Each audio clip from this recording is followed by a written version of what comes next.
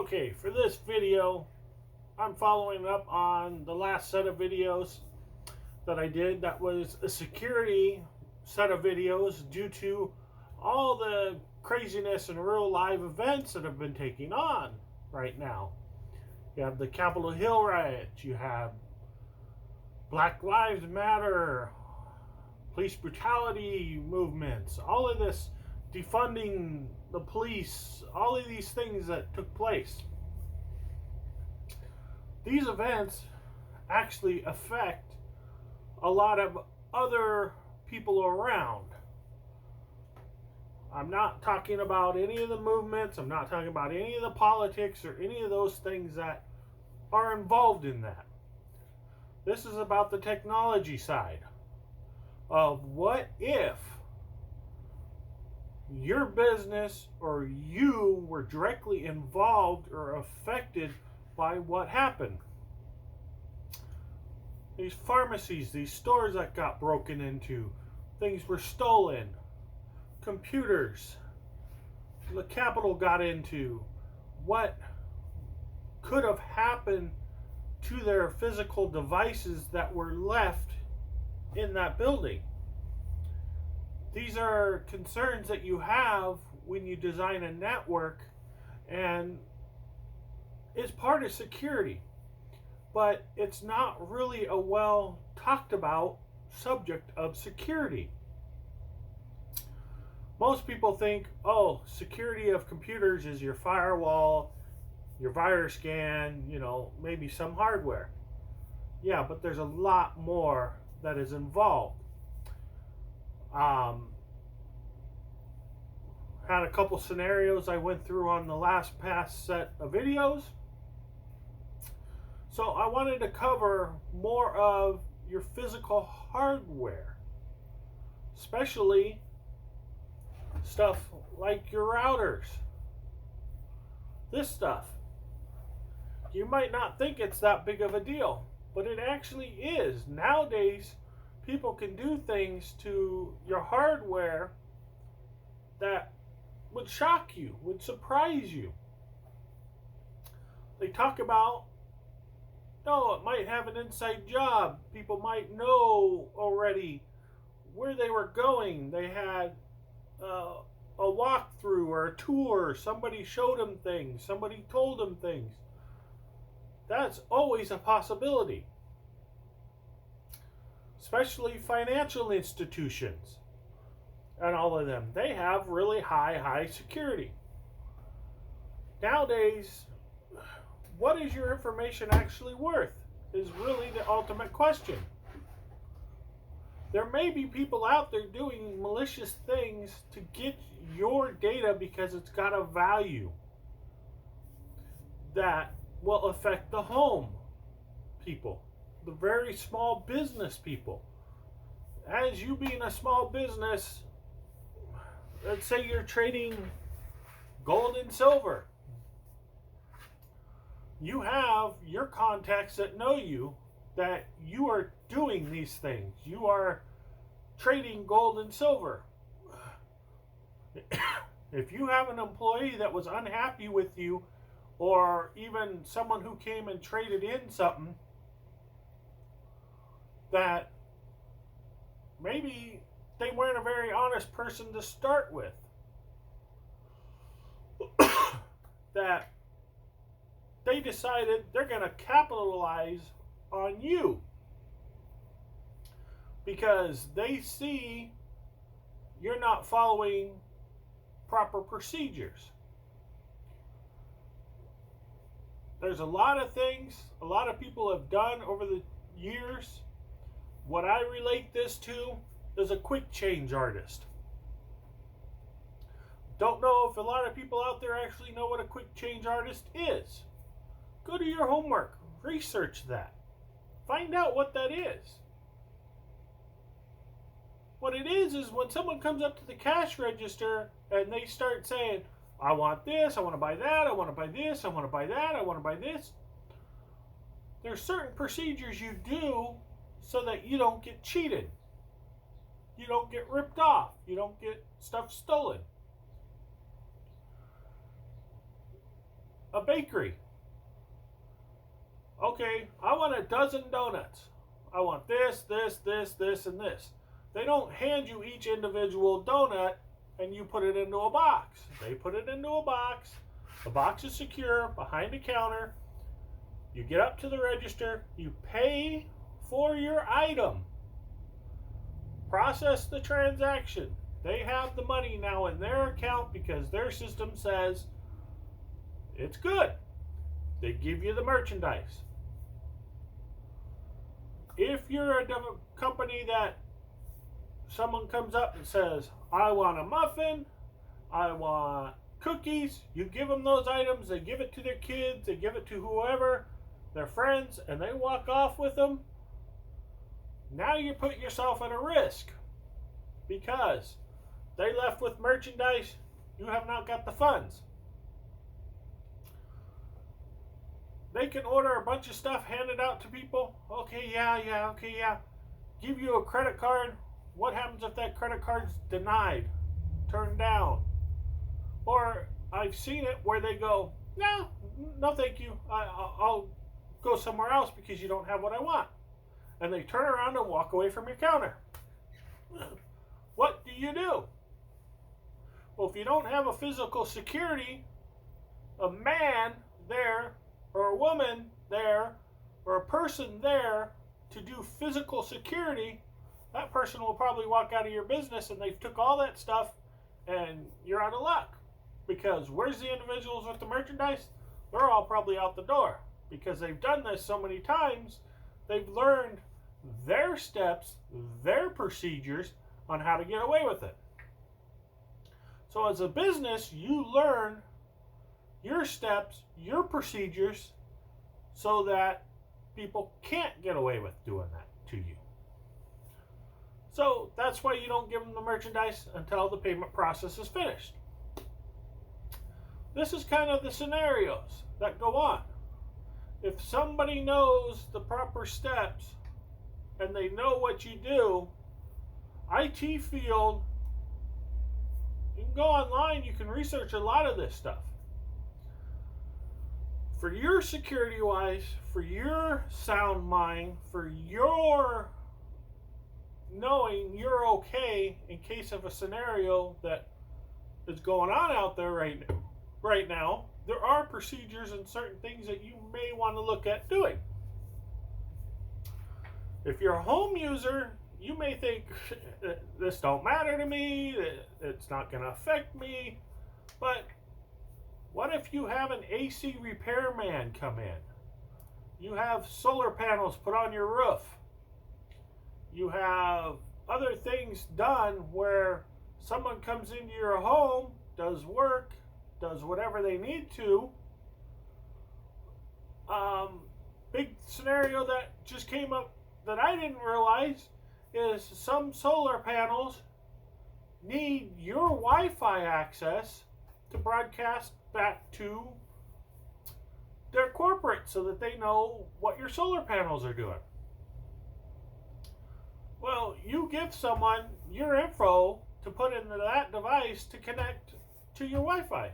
Well, not a big deal, right? Who is that person you gave that information to? Where else does he put that information in? How secure is this? This is one of the ultimate questions. Now I can tell you, this model right here is very secure. You know why? This is not your home grade wireless. I actually have a video about Wi-Fi routers and stuff where I refer to this. I've shown this. These are actually a business grade wireless device. I was actually not too aware of these devices. I knew they were out there. I knew there was a business grade. I didn't quite understand all the features that were in them. As you can see, I bought this one at Goodwill. Someone upgraded or did something and gave it away. I was blown away. I bought this. You can buy brand new models, upgraded model to this, that actually has a lot of security features in this device. This is a great device to have. Only problem with this model was it was slower bandwidth frequencies because it's not a newer device. You can go out and buy a brand new one for like $300-400 that will have the newest AC. I believe they have the new 6 coming out. It may be out, especially by the time you see this, and whatever generations come out after that, they will have these devices because this is a business grade. Goes back to the last videos of security I just posted between a business grade and a standard grade access point. These are features. One of the features that you really want to make sure of when you're dealing with your security in your network is you have a username and password on this for your admin account so that not everybody can access this. Most of these come with a default username and password. Certain companies are really big on a standard username and password. Some companies will actually put on the label what the username and password is. Most, I would say almost all of them have that, but it's the generic.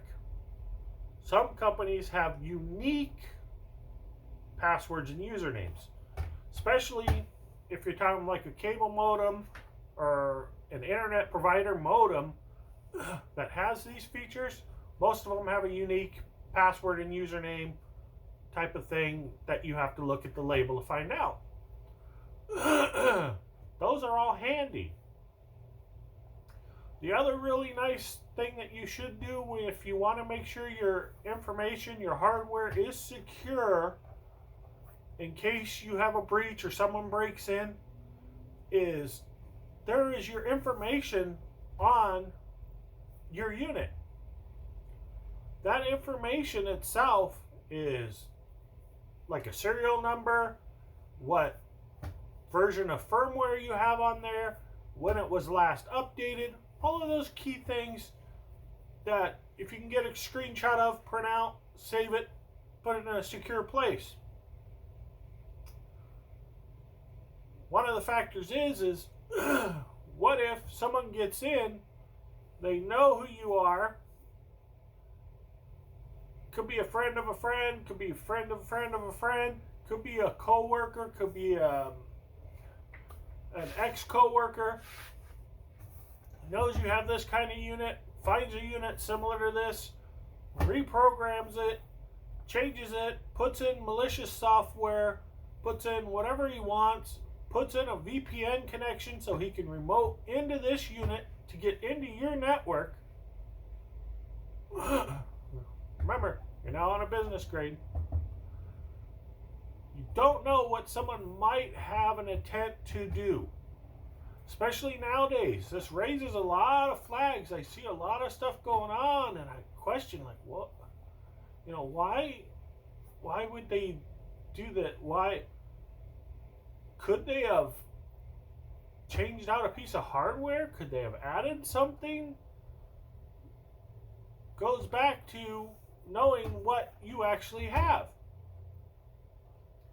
Because let's say someone gets in your business and they take this, they take that, they take a few things, and you know, the police let you know, you show up, you think everything's good, everything's secure, you open up business, you run business as normal, you might have had a secure data breach, a serious data breach.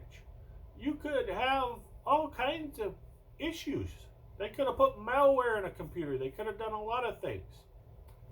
So, knowing what hardware you actually physically had, you can go log into it and just take a look. Give yourself that peace of mind. Because, like I said in the last video, there are always legal ramifications for things. Because if someone gets that data from your network or from you, what happens? Especially if you're a home user. They have your data. They steal your identity. This gets into legal stuff for you. You have to resolve this. What if they go out and buy a house or a car and take out loans under your name? Start redeeming your Social Security, something. That then it comes into legal stuff for you. So this is one of these scenarios that have come up that I'm like, oh, wow. I wonder if people are aware of the physical equipment. So when it comes to networking, that's one of the key things. Make sure you have this stuff locked down. I would make sure you have your documentation so you know what you have. If you do an update, a firmware update, or whatever you do, update your records. Make sure you have that information. Not to mention, it covers you in those legal situations where if they question, what did you do to prevent this? Oh, well, I have this and I have that, and I made sure that I did everything I could think of. Oh, okay, well, that's great. That helps you. If you have that information, then you're trying to figure out how to cover yourself later. Other thing, know your network setup. Know what you have on your network. Know that you have a cable modem attached to your network device, your router, your Wi-Fi, whatever you have it to whatever other devices. Have a network map drawn up.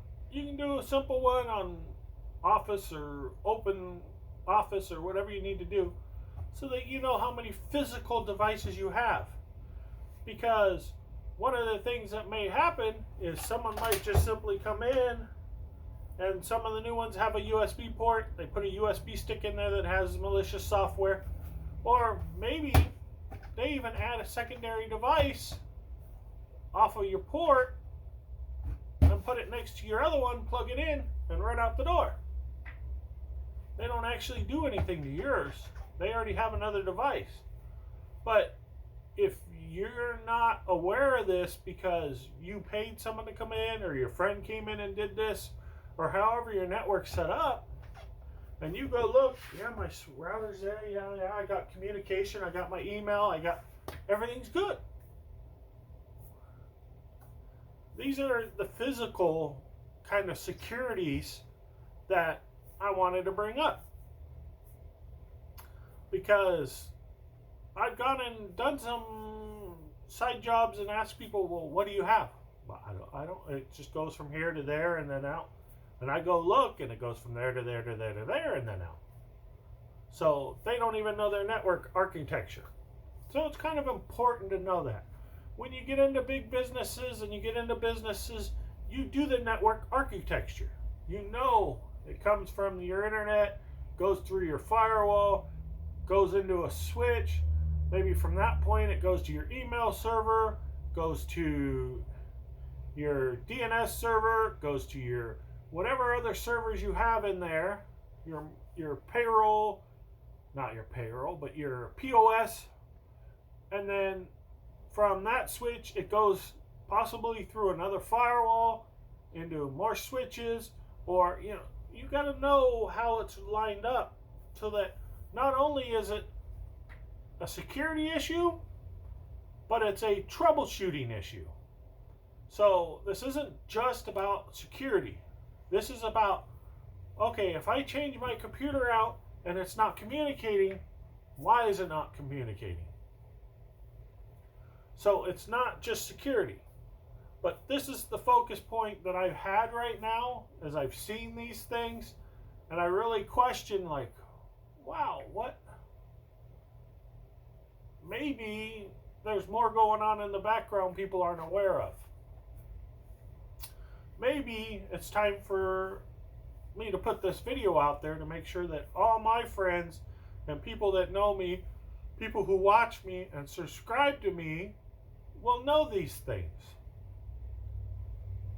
So I'm going to have to do a second video to this, because I'm kind of running over from what I see, and I'll carry on. But this was one of the key points I wanted to bring up, is your physical hardware, your networking hardware, knowing what you have, how it's connected. Let me stop this one and I'll start up the second part.